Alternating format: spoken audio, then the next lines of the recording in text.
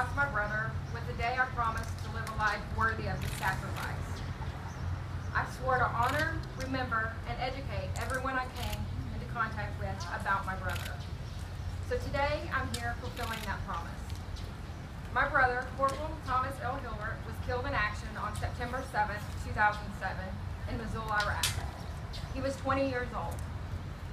I struggle with writing this because I'm so passionate about his sacrifice and all those who have given before and after him. I went back and forth over what would be appropriate and politically correct for such a venue. As today approached, the answer became clear. The only answer I continued to come back to was the raw, honest truth that was and is my brother's life and my life after his death. Anything less would be a disservice. I make no apologies for my thoughts or emotions regarding this somber day, because if I am truly to be honest, Memorial Day is every day in my life. My brother Thomas was a son, brother, uncle, friend, and an American soldier. I often refer to him in the present, even 8 years after losing him. He is with me every day and my children.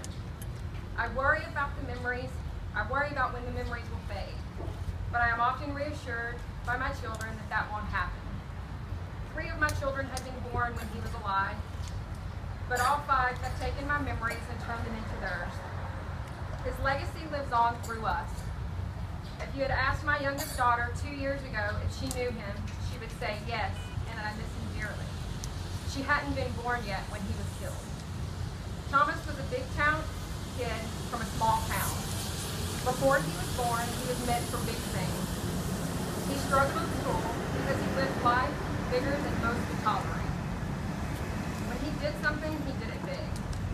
He had the energy of an army.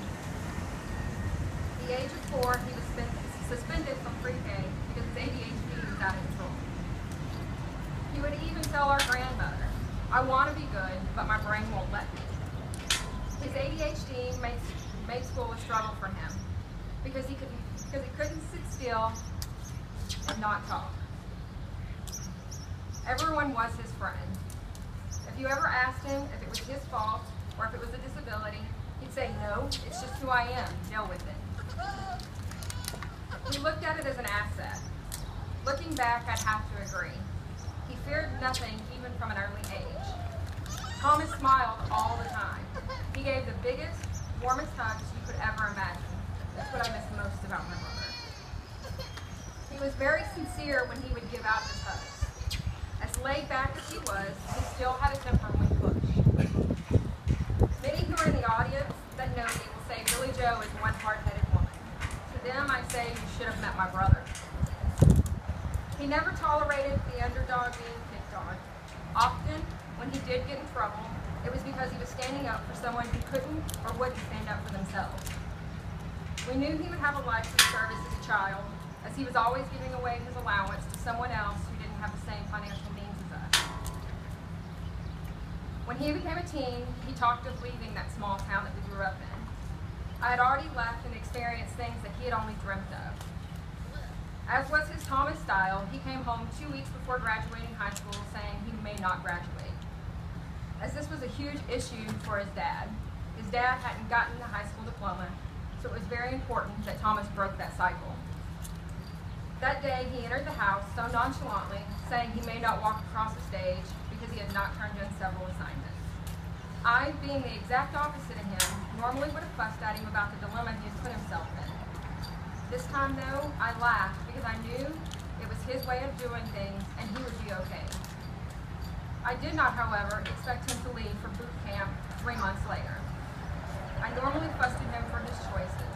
There was a 7-year age difference between us, so many times I wasn't his sister, but a mother figure. He did walk across that stage at graduation with a ton of cheers for his accomplishments. The whole graduation was not a big enough thing for him, though, because that summer he joined the Army. He had joined the Army in his own way, yet again, pulling another Thomas stunt. He had mentioned it in passing, but no one thought it was more than just that, a comment. Plus, we were in the middle of a war that had only started when he was 14. His dad had his own reservations about Thomas joining the Army.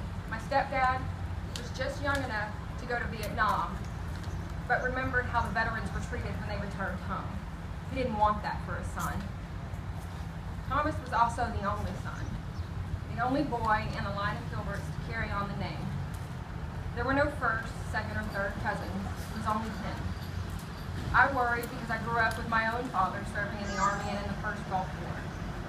Thomas, the independent, headstrong young man he was, enlisted when his parents were out of town on a family emergency. He figured he'd enlist when no one would expect it and he would tell everyone afterwards. Honestly, my parents were more concerned about him throwing a party while he was gone than enlisting. He was known to do that. I was tasked with keeping an eye on him and making sure he stayed out of trouble. Those were usually our roles growing up anyway. He found trouble, and I would get him out of it. He called me at work because he knew I was supposed to be watching him. He knew I would be questioned about what he did, and he needed my support. We always had each other's back. I did momentarily freak out. I actually called the recruiter as if I had clout and the ability to unenlist him. Looking back, I chuckle at my over-mothering of him. My husband even fussed at me because of my overprotection of him. He was so proud he was going to be a cavalry scout. Cavalry was his life. It fit his personality perfectly. He would tell me, without the scouts, the Marines can't go in. He signed every letter, first in, last out, and scouts out. If I had not told you he was a Cav Scout, he would be disappointed in me. And honestly, I would never hear the end of it. The last time I would ever see my brother was on his 2 weeks home for R&R from Iraq. That was in February of 2007. He had taken his R&R early so his buddy could be home for the birth of his child. We had a blast those 2 weeks. He let me drive his precious new Volkswagen Jetta GL. He never let anybody drive that car, by the way, and I found it exciting because I drove him into him. He loved that car.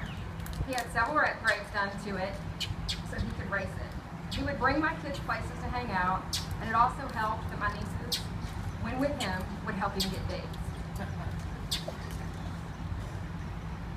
While at home, he spoke of Iraq as though it was the same at home. He always swore he was in the green zone, and it wasn't that bad. We would later learn that those words were only to appease us. Thomas' last mission was not the first time he entered an IED, like we had thought. This particular mission, though, wasn't his. He actually volunteered for it because his friend wasn't feeling well. That was just who Thomas was. He always did what he could for his friends and his family. It still amazes me what I remember on the day that I got the phone call. It was Friday, casual work day, casual Jean day at work. I was getting kids ready for daycare and school. My phone rang. I knew something was wrong because our mother was supposed to be asleep because she worked night shift. I said hello, and she simply said, "He's gone, Deej. He died in Iraq." My whole body went numb, and in that moment I felt a piece of my soul die. I fell to the floor and did the only thing I knew I could do. I screamed to the top of my lungs, "No, not him, no." We waited the longest 2 weeks of our lives for his body to arrive home. The manner of his death prevented an open casket, which made closure for my family that much more difficult. We waited months after his death to receive reports of what happened. Then we eagerly waited to meet those who knew him best to return home, just as if it were him coming home. They carried a special memory or a moment with them that I could not wait to hear. Hugging them in small ways is hugging him if he were still here. My brother left for Iraq at 19. He was just a kid. The week he died, he called over 20 people just to talk. He had spoken with me the day before. He'd even updated his pictures on social media. I cherish those pictures because they are distinctly different from when I saw him a few months before on his R&R. Those pictures no longer show a 19-year-old, know-it-all, puny kid. Instead, they show a more mature man that I had yet to see. Memorial Day isn't for me or my family. It's to remember my brother. It's to remember all they gave. Memorial Day is very hard for me, and I get angry sometimes because the fallen deserve the utmost respect that we can give them. You being here proves and shows that my greatest fear, that he will be forgotten, will not happen. All I ask is, moving forward, you continue to observe this holiday as it was meant to be observed. There's nothing happy about today. Today is a somber day meant to remember those who gave everything so that we may be here and sit here and enjoy our time off. So I ask you, next year, when you come and attend, invite somebody else. It only takes one person to make a change. And if we are each that one person, then more and more people will participate.